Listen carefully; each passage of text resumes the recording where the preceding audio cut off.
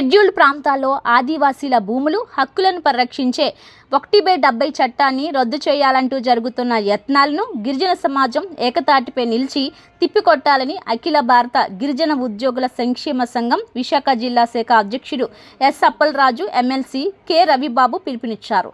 అఖిల భారత గిరిజన ఉద్యోగుల సంక్షేమ సంఘం విశాఖ జిల్లా శాఖ ఆధ్వర్యంలో ఆదివారం ఎంఈపీ కాలనీలోని గిరిజన భవన్లో ఆదివాసీల రాజ్యాంగ హక్కుల పరిరక్షణ అంశంపై నిర్వహించిన చర్చా కార్యక్రమంలో వారు మాట్లాడారు. షెడ్యూల్డ్ ప్రాంతాల్లో ఆదివాసీలకు రాజ్యాంగం కల్పించిన రక్షణలను బలహీనపరిచే ప్రయత్నాలను ఎట్టి పరిస్థితుల్లోనూ సహించబోమన్నారు. ఈ లక్ష్యంతో గిరిజన సంఘాలు, ప్రజాప్రతినిధులు, ఉద్యోగ సంఘాలతో కలిసి గిరిజన ఐక్య కార్యాచరణ సమితిని ఏర్పాటు చేసినట్లు తెలిపారు. కార్యక్రమంలో Araku MP doctor Tanujarani, MLA R Matsyalingam, మాజీ మంత్రి P Balaraju, ZP chairperson J Subhadra, సంఘం రాష్ట్ర చైర్మన్ వంపూరు గంగులయ్య, మాజీ ఎమ్మెల్యేలు లకే రాజారావు, జయరాజు, కె భాగ్యలక్ష్మి, సంఘం నాయకులు శోభన్ కుమార్, కొక్కుల రామారావు, బాకా సత్యారావు, రామునాయుడు, కిముడు రామారావు, ఓలేసు రామలింగం, రాథోడ్, ప్రసాదరావు తదితరులు పాల్గొన్నారు. ఆదివాసీ ఉద్యోగుల సంక్షేమ సంఘం తరపు నుంచి ఈ కార్యక్రమాన్ని మేము నిర్వహించడం జరుగుతూ ఉంది. ఇది ఆదివాసీల రాజ్యాంగపరమైన హక్కులు ఏదైతే ఉందో వాటిని పరిరక్షించుకోవాలనే ఒక సదుద్దేశంతో ఉద్యోగులుగా మా కనీస బాధ్యతను భావించి ఉద్యోగులుగా మేము మా ప్రాంతాల్లో ఉన్న వాళ్ళు లేదా ఆదివాసులుగా ఎవరైతే ఉన్నారో వాళ్ళందరూ కూడాను రాజకీయ, విద్యార్థి, ఉద్యోగ, మహిళ, అలాగే ఇతరత్ర సంఘాలు ఏదైతే ఉందో ప్రజా సంఘాలందరినీ కూడాను ఆ నాయకత్వాలందరూ కూడాను రాష్ట్ర వ్యాప్తంగా ఉన్న వాళ్ళందరినీ కూడాను ఒకే వేదిక మీద తీసుకొచ్చి మాకున్న సమస్యలు ఏమున్నాయి, మా హక్కులు ఏమున్నాయి, హక్కులను ఏ రకంగా నిర్వీర్యం అవుతుంది అనేది ఇక్కడ సుదీర్ఘంగా చర్చించి ఒక ప్రతిపాదనతో ముందుకు వెళ్ళి దీన్ని పరిష్కరించుకోవడానికి మేమేం చేయాలన్నది ఒకసారి ఆలోచించాలన్న సదుద్దేశంతో ఈ సమావేశాన్ని ఏర్పాటు చేయడం జరిగింది. ఇది ఆంధ్రప్రదేశ్ రాష్ట్రంలో ఉన్న అన్ని ప్రాంతాల నుండి, అన్ని తెగల నుంచి, సుమారుగా అన్ని సంఘాల నుంచి కూడాను వచ్చిన వ్యక్తులు ఉన్నారు. మేమంతా కలిసి ఒక ఇంటిగ్రేటెడ్ ఫార్ములాతో దీన్ని ముందుకు తీసుకెళ్ళి మా సమస్యలకు పరిష్కారం చేసుకోవాలన్న ఒక సదుద్దేశంతో మేము ఉన్నాము. ఎవరు ప్రయారిటీస్ వాళ్ళకు ఉంటుంది, రాజకీయ నాయకులకు కానీ, ఉద్యోగ సంఘాలు కానీ, విద్యార్థి సంఘాలు కానీ, మా అందరి ప్రయారిటీ ఒకే ఒకటి, మా రాజ్యాంగపరమైన హక్కులను పరీక్షించుకోవడం అన్నదే మాత్రమే మేము భావించి ఆ దిశగా మేము ముందుకు వెళ్ళాలని మా అందరినీ కూడాను ఒక మీటింగ్ ఏర్పాటు చేసుకుని ఒక వేదిక మీద మేము అందరూ ఏకీభవించాలనే ఆలోచనతో ఈ ముందుకు వచ్చాము. ఇకపోతే మాకున్న ఈ కార్యక్రమంలో ప్రధానమైన అజెండా 1/70 చట్టం. ఈ 1/70 చట్టం అన్నది రాజ్యాంగం మాకు కల్పించిన కనీస హక్కు. అది 1/70 చట్టం అనేది రాజ్యాంగ పరంగా కాకుండాను ఏమాత్రం మేము ఇక్కడ లోకల్గా అమెండ్మెంట్ చేయడమో లేదంటే రాష్ట్ర ప్రభుత్వాలు ఇచ్చిందో కాదు, కేవలం ఇది రాజ్యాంగపరమైన హక్కుగానే మేము భావిస్తున్నాము. రాజ్యాంగపరమైన హక్కుల్ని ఏమాత్రం నిర్వీర్యమైనా కానీ ఆదివాసుల మనుగడకు ప్రమాదం పొంచి ఉందని భావించి ఉద్యోగులుగా మేమందరూ కూడా ముందుకు నడవాలన్న ఒక సదుద్దేశంతో ముందుకు వచ్చాము. మిత్రులారా, పత్రికా మీడియా తరపు నుంచి కూడా అందరికీ అప్పీల్ చేసేది ఏమంటే రాజ్యాంగపరమైన హక్కులు ఏవైతే ఉన్నో 1/70 చట్టం కానీ జీవో నెంబర్ 3ని పునరుద్ధరించి దాన్ని ఆ స్థానంలో ఇంకొక జీవోని ఏర్పాటు చేసి ఆయా ప్రాంతాల వాళ్ళకి ఉద్యోగాలు ఇవ్వగలిగితే ఇలాంటి పరిస్థితి దాపురమైన పొజిషన్ ఉండదని మేము భావిస్తూ, ఇంకొక పాయింట్ ఏంటంటే రాజకీయపరమైనటువంటి అంశాలు ఏదైతుందో ఎక్కడైతే పొలిటికల్ పవర్ ఉంటుందో political power is master key of the entire society అని అంటారు. అలాంటి పొలిటికల్ పవర్లో కనీసం మాకు రావాల్సిన వాటా కూడా ఇప్పటివరకు మేము దక్కించుకోలేకపోయాము. 2014లో బైఫర్కేషన్ అయిన తర్వాత మాకు వచ్చే కనీసం 10 సీట్లు రావాలి. జనాభా నిష్పత్తి ప్రకారం ఆంధ్రప్రదేశ్లో 5.5 జనాభా ఉంటే ఆ నిష్పత్తి ప్రకారం 2008 డీలిమిటేషన్ యాక్ట్ దాన్ని చూసినా కానీ 10 సీట్లు రావాల్సిన అవసరం ఉంది.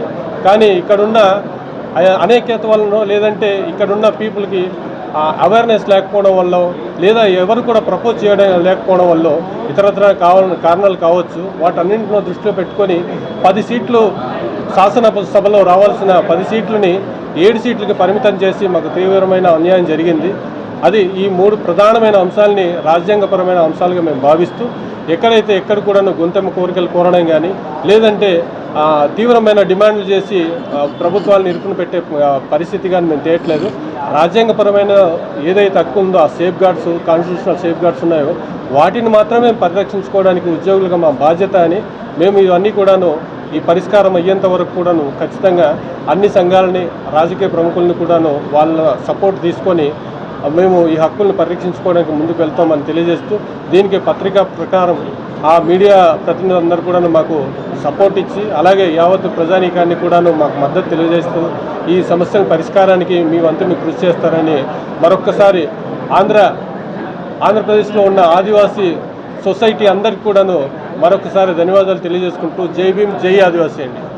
ఇవాళ విశాఖపట్నం గిరిజన భవన్లో అఖిల భారత గిరిజన ఉద్యోగుల సంఘం ఈ రౌండ్ టేబుల్ కాన్ఫరెన్స్ ఏర్పాటు చేసింది. ఇందులో రాష్ట్ర వ్యాప్తంగా ఉన్నటువంటి అన్ని రాజకీయ పక్షాలు, గిరిజన సంఘాలు, ప్రజా సంఘాలు ఇందులో భాగస్వాములయ్యారు. కూడా అనేక జిల్లాల నుంచి కూడా ఇక్కడ భాగస్వాములయ్యారు. దీని ప్రధానమైనటువంటి ఉద్దేశం సభాధ్యక్షులు వారు చెప్పినట్లు 3 ప్రధాన అంశాల మీద కూడా చర్చ జరుగుతుంది.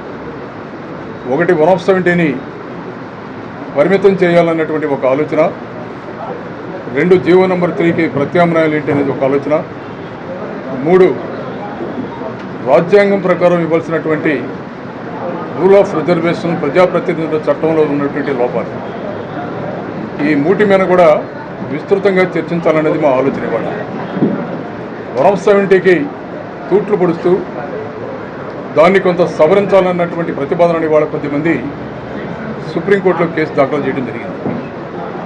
దీన్ని తీవ్రంగా ఖండిస్తున్నాం. 170 చట్టాన్ని సవరించడం అనేది రాష్ట్ర పరిధిలో లేని అంశం ఇది. కానీ రాష్ట్రంలో ఉన్నటువంటి పరిపాలన చేస్తున్నటువంటి వ్యక్తులు ఏ కారణాల చేతన్నా సరే ఆ చట్టం జోలికి వెళితే రాష్ట్రంలో ఉన్నటువంటి ప్రతి ఆదివాసీ కూడా తీవ్రంగా ప్రతిఘటించే పరిస్థితి అయితే వస్తుంది. ఇప్పటికే చాలా ప్రాంతాలలో గిరిజనేతరుల భూములను స్వాధీనం చేసుకుని తీవ్రమైనటువంటి నష్టాన్ని చవిచూస్తున్నాం. ఆ చట్టాన్ని సవరించే పరిస్థితి వస్తే ఆదివాసీ మనుగడికే ప్రమాదకరమైనటువంటి పరిస్థితులు వస్తాయి.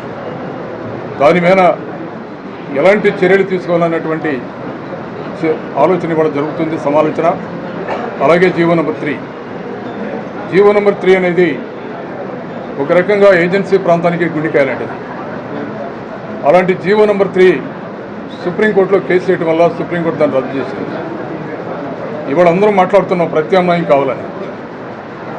ఏ ప్రభుత్వాలైనా సరే ప్రత్యామ్నాయం జీవో కనుక తీసుకొస్తే మళ్ళీ సుప్రీంకోర్టులో ఎవరైనా కేసు వేస్తే ఆ జీవో కూడా రద్దు అయ్యే ప్రమాదం ఉంటుంది.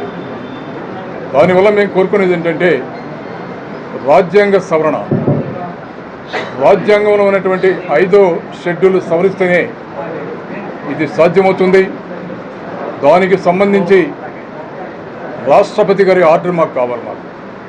అది కావాలంటే స్టేట్లో ఉన్నటువంటి ట్రైబల్ అడ్వైజరీ కౌన్సిల్ మీట్ అవ్వాలి, వాళ్ళు ఒక ప్రతిపాదన చేయాలి, దాన్ని రాష్ట్ర గవర్నర్ గారు ఆమోదించాలి, క్యాబినెట్ ఆమోదించాలి, అసెంబ్లీలో ఆమోదించాలి. గతంలో ఈ జీవో రద్దయినప్పుడు గత ప్రభుత్వం ఆ ప్రతిపాదనని తీవ్రంగా చేసింది. స్టేట్ ట్రైబల్ అడ్వైజరీ కౌన్సిల్ ఒక ప్రతిపాదన చేసి దాన్ని ప్రభుత్వం సీరియస్గా తీసుకొని క్యాబినెట్ ఆమోదించి గవర్నర్ గారికి పంపించి తద్వారా కేంద్ర ప్రభుత్వానికి పంపించింది. అదేంటంటే రాజ్యాంగంలో ఉన్నటువంటి 5వ షెడ్యూల్లో ఈ జీవో నంబర్ 3కి ప్రత్యామ్నాయంగా ఏజెన్సీ ప్రాంతాల్లో ఉన్నటువంటి ఉద్యోగులన్నీ కూడా ఏ విధంగా షెడ్యూల్ 6లో ఏ విధంగా అయితే అక్కడ ఉన్నటువంటి గిరిజన ప్రజానీకానికి ఇస్తారో అలాగే 5వ షెడ్యూల్ కనుక సవరించి పూర్తి స్థాయిలో ఆదివాసీ ప్రాంతాల్లో ఉన్నటువంటి ఉద్యోగులన్నీ కూడా ఆదివాసులకు ఇవ్వాలనేటువంటి ఒక ప్రతిపాదన చేస్తేనే ఇది సాధ్యమవుతుందన్న ఆలోచనతో గతంలో కేంద్ర ప్రభుత్వానికి పంపించడం జరిగింది. ఇవాళ ఈ ప్రభుత్వాన్ని కూడా మేము కోరుకుంటున్నాం. ఎందుకంటే గతంలో మంత్రి సంధ్యారాణి గారు ఈ రాష్ట్ర ప్రభుత్వం అన్ని ఐటీడీఏలకి రాష్ట్రంలో ఉన్నటువంటి గిరిజన సంక్షేమ శాఖ అధికారులను పంపించి దీని మీద అభిప్రాయ సేకరణ చేశారు. అందరూ కూడా ఏకాభిప్రాయంగా చెప్పింది ఒకటే, tribal advisory committee resolution pass చేయండి. గతంలో ఇలా జరిగింది. ఆ రిజల్యూషన్ని కేబినెట్ ఆమోదించి గవర్నర్ గారు ఆమోదంతో కేంద్ర ప్రభుత్వానికి పంపించి కాన్స్టిట్యూషనల్ అమెండ్మెంట్ చేసే విధంగా ప్రయత్నం చేయండి. అప్పుడు మాత్రం ఇది సాధ్యమవుతుందని రాష్ట్రంలో ఉన్నటువంటి ఐటీడీఏ ప్రాంతాలన్నీ కూడా ముక్తకంఠంతో అన్ని సంఘాలు, అన్ని రాజకీయ పక్షాలు కూడా చెప్పాం. కానీ ఆ ప్రతిపాదన ఈరోజు కూడా జరగాలి.